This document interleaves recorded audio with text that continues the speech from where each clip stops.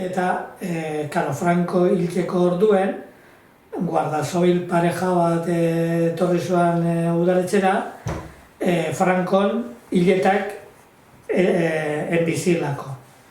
Ordureko, amengo parrokue Francisco Beaskotxea, izorretako semie, zuen abade, eta arekin adostute edo zerien goizeko mesan egiteko Frankon funerala. Goizeko zazpiretan? Zazpiretan, goizeko lehenko mesan. Izen zuen nola nago esan zertute. Baina, Guardia Zibilok etorri ziren eta Guardia Zibilok etorri ziren nien esan jabean.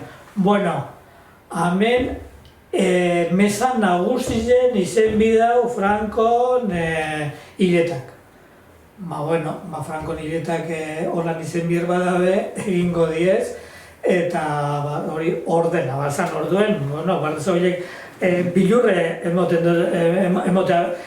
txoian horre ikusike bakarrik egia bilurtu eta egin zen. Eta, sartu horretarako, Frankon zerok egin zuazen ospakizunok, domekan. Nik uste joat oso jente gitxi, normalmente bino jente gitxia egon zala, baina bintzat azkenien ospatu zuazen zerak derrigorrezko Frankon funerala.